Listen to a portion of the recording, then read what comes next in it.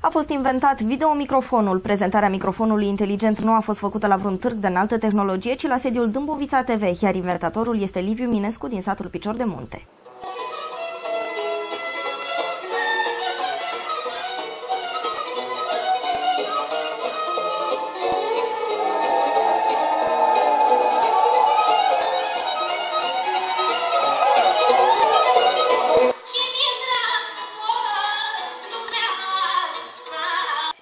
Această invenție este în curs de brevetare la Oficiul de Stat pentru Invenții și Mărci. Ideea videomicrofonului a aparținut de fapt fiicei dânsului în urmă cu 2 ani. Proiectul a fost pus pe hârtie și prezentat la OSIM în 2007, fără a fi finalizat din lipsă de fonduri. Produsul finit a apărut în 2008, videomicrofonului fiindu-i atașat atunci și o mini-cameră video. Acum am putut să realizez și videomicrofonul. Se poate vedea poze, se poate vedea filme, se poate resa, se poate face de toate. Put în premieră mondială, atenție, nimeni în lume nu a conceput așa ceva, videomicrofonul, veți vedea imediat despre ce este vorba, însă din păcate, așa cum numai în România poate să fie, multiplele brevete de invenție s-au izbit din păcate de vederea îngustă și obscurantismul unora care nu vor ca și noi românii să fim tari în industria high-tech. Asta este, mai întâlnim și lucruri din astea. Doamnelor și domnilor, vi-l prezint pe invitatul meu din această seară. Este vorba de domnul Liviu Minescu. Bună seara, domnule Minescu. Edison de Dâmbovița și de Argeș, pentru că vă treabă, ați născut în Argeș, dar ați trăit în Dâmbovița. Domnule Liviu Edison Minescu, bună seara și bine ați venit. Înainte de toate vreau să răspund la argeșinilor mei unde m-am născut. Bună seara și bine v-am regăsit prin intermediul postului de televiziune Argeș TV.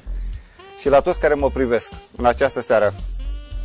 Deci, pentru început, pentru că tot s-a vorbit de videomicrofonul, vom prezenta videomicrofonul. Ia, domnul Minescu, ia arătați-mi videomicrofonul. E un microfon, după cum vedeți, cu niște butoane acolo și cu niște, are și un ecran MP3, unde domnul Minescu vede acolo ce melodii. Puteți să dați dedicație aici, are domnul Minescu acolo o adevărată orchestră. Un microfon în care artistul poate să cânte și cu negativ și cu pozitiv. Și facem și demonstrația. Ia faceți o demonstrație să vedem. Deci aici avem negativul. Deci acum e pozitiv. Deci acum este pozitivul. Îi luăm vocea. Deci a rămas negativul. Îi dăm volum cât se poate. I-am dat drumul înapoi la negativ.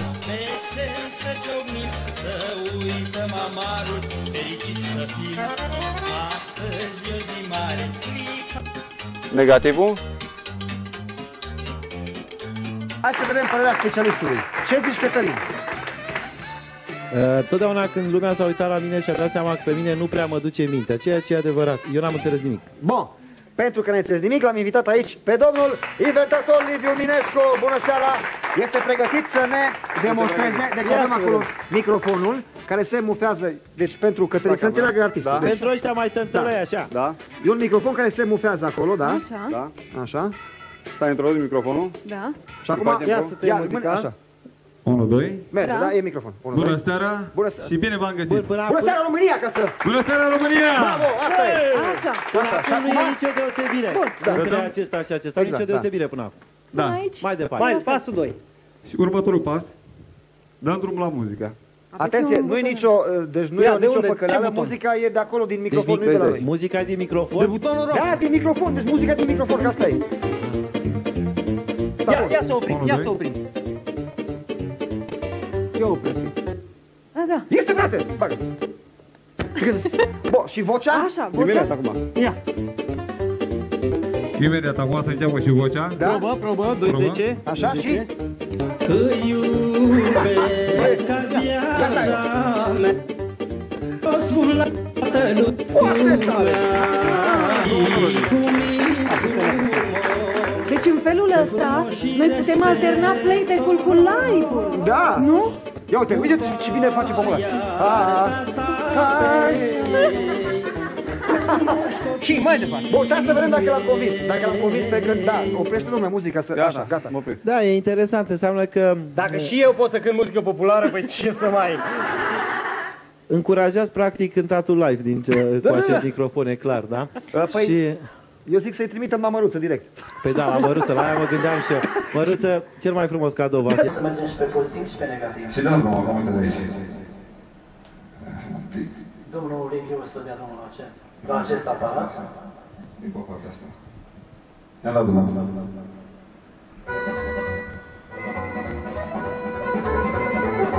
După cum vedeți, să dea drumul la microfon. O să plece negativ. Deci acum rămâne negativ. Negativul. Negativ, da. Și acum pozitiv.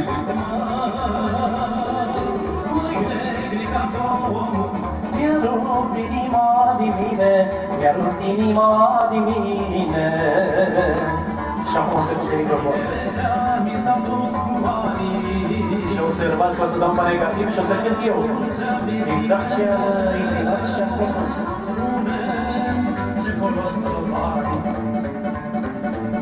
Dacă n-ai acasă copii muiere. Și acum o să cânt. Acum cânt negativul.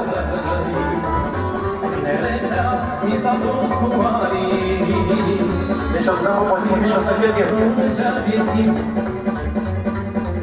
Spune-mi ce folos au banii, dacă n-ai acasă copii muiere.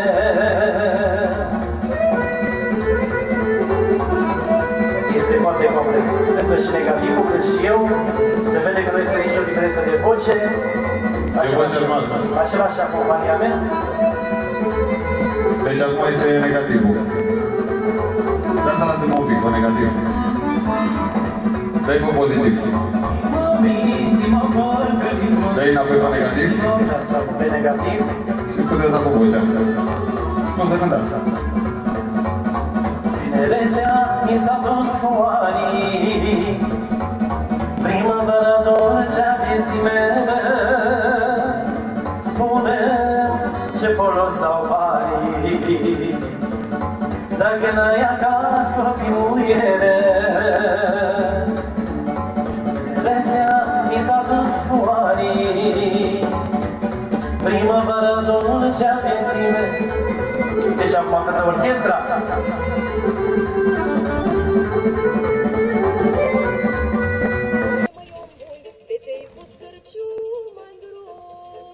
Bun, și acum să-i scoatem vocea.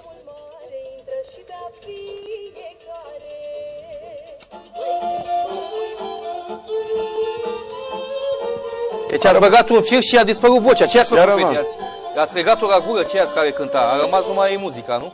Deci acest dispozitiv i-a tăiat vocea și a rămas numai negativul. Aha.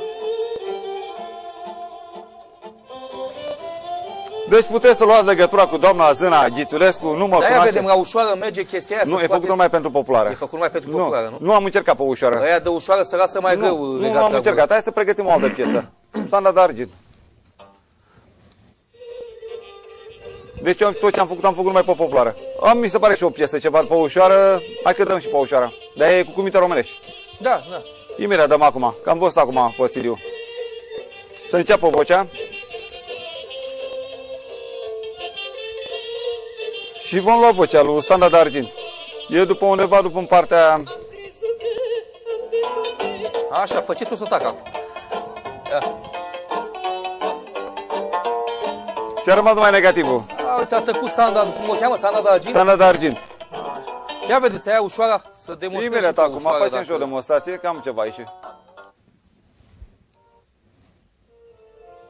E ceva legat de Crăciun, mi se pare, sau nu știu, e ceva, nu știu. Acum perfect, în sezon, în sezon. Ia să vedem.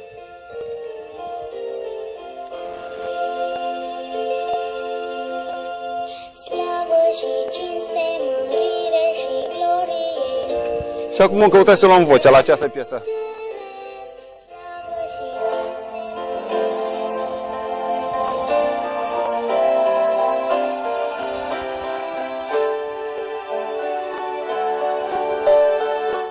Numai cu chestia aia, cu bricheta aia. Cu chestia asta. Aia, nu? Deci ceea ce vreți este în premieră națională și în premieră mondială. În premieră națională în România, la Argeș TV, acest dispozitiv care îl vedeți.